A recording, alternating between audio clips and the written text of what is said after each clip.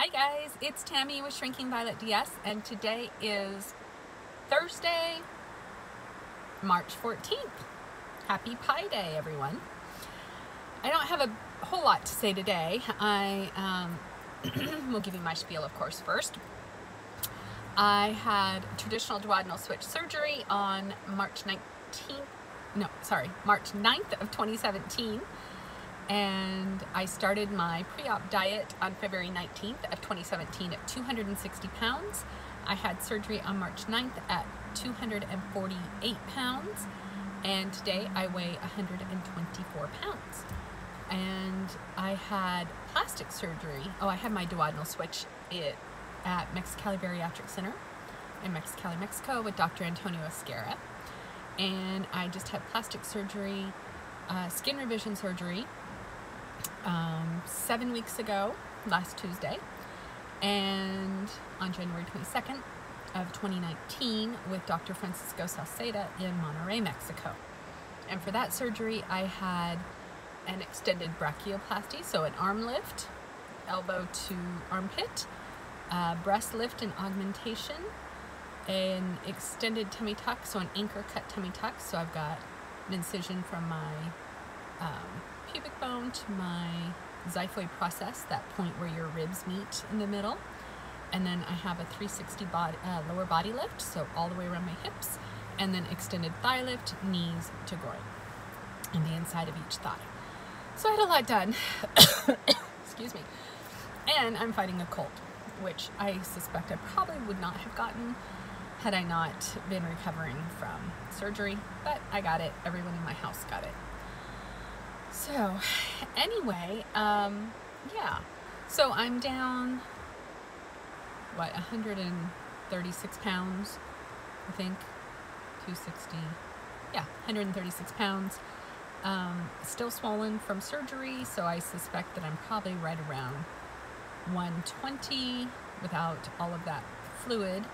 I'm actually on my way right now to go get the first in a series of lymphatic drainage massages in order to help with the swelling. And I realize that it's not, going to cure it entirely. That swelling is just a part of recovery from plastic surgery, and it can easily go on for 6 months or more. I was just reading a response from somebody the other day who said that she's 5 years out, and still, if she eats a high sodium meal like Chinese food or something like that, even 5 years later, she will puff up. Which, we do that before surgery too with a high sodium meal, most of us, so that's not so unusual. But what I'm looking forward to is not puffing up just because I'm standing or because I'm not wearing my compression garments or that kind of thing. Because right now, I definitely do puff from being out of compression, especially around my knees, which makes sense because, fluid travels down, gravity takes over, and so yeah, everything puffs a little bit, even my arms and my breasts, but down around my knees is where I really feel it, and actually at the tops of my thighs too. And I think the reason I feel it there is because I tend to spend a lot of my time laying on my bed propped up. My back is propped up and my legs are propped up, and so I'm kind of like this. And so this point right here is my rear end and the tops of my thighs. And so I get lots of puffiness there. That's also the part of my compression garment that is the loosest on me. And so I don't get as good of compression there.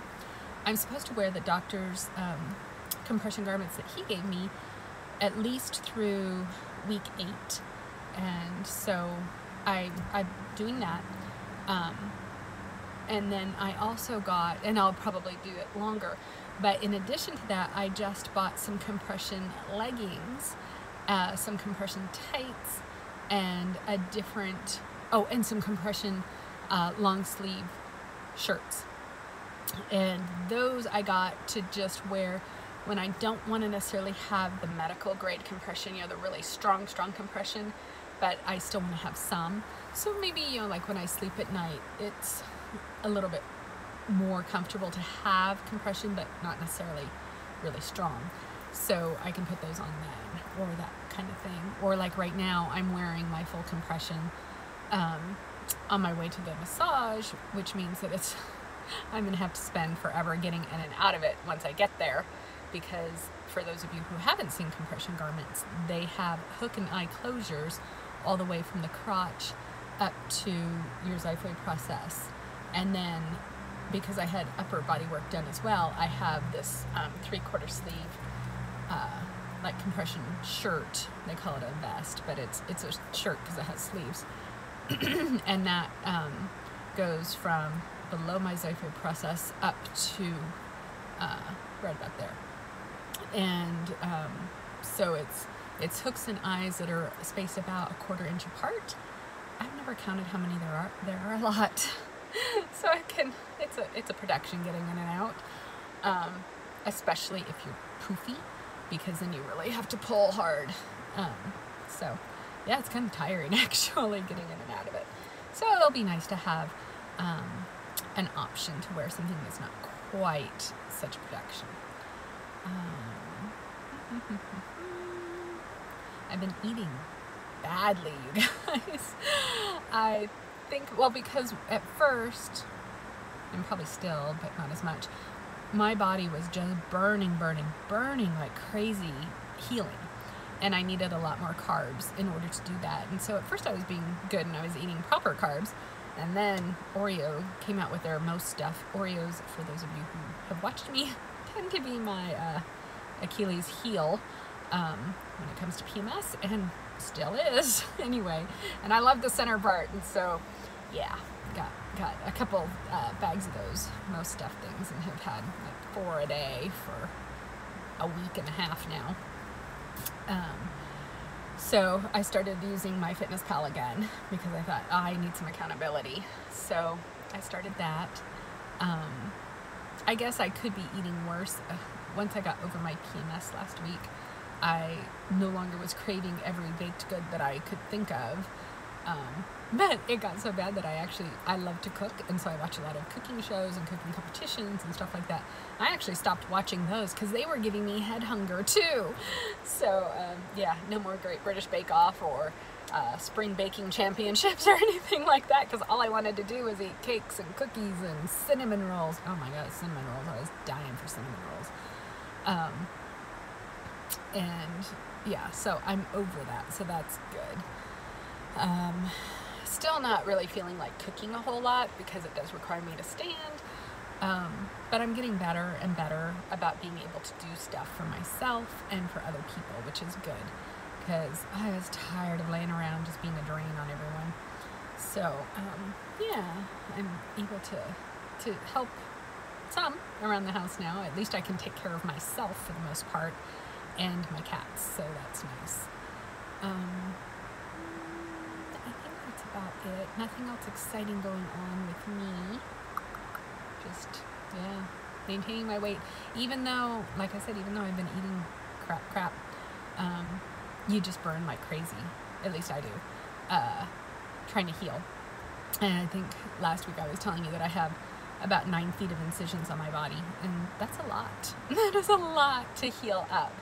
I now have, my arms are completely healed, and my breasts are completely healed.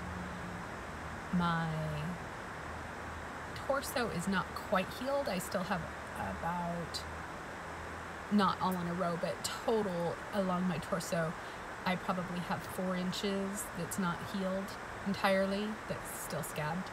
And then on my 360 body lift, I maybe have 2 inches.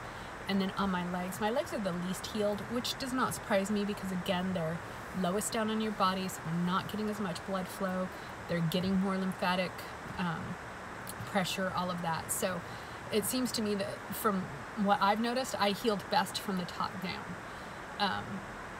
And so my legs are the last, and I probably have maybe 5 areas on each thigh that are an inch or so long that are not yet healed. And those actually still weep, and none of my other stuff weeps, but those still weep and or bleed. I'm not bleeding so much now because I'm putting some massage cream on them, to keep them a little less dry, because they were getting too dry. You want them to be dry to heal, but you don't want them to be so dry they're cracking. And mine were starting to crack. So yeah, doing that. So healing pretty well. I'll be putting up incision progress pictures on Instagram again, probably this weekend. So you can go over there if you want to see how things are looking. But I'm pleased. My scars look really good, especially on my arms and breasts. They're really not noticeable, and I imagine within 6 months to a year, you'll hardly see them at all. My torso and legs are the most noticeable to me right now. They're the most purple, and probably again because they're healing the slowest. My 360 body lift is looking good. It's the most noticeable right in the front above my pubic bone, and that's because that's where 3 areas of skin have to come together and be sewn together. And so whenever you've got something like that, a T-junction where things are pulling this way and things are pulling this way and down, it makes it the hardest for it to heal. And so yeah, so that's one of the slowest healing areas for me. So it's the most noticeable. So I think that's it, you guys. Have a great day. It's beautiful out here in Portland. I hope it's gorgeous where you are too. And I will talk to you soon. Bye.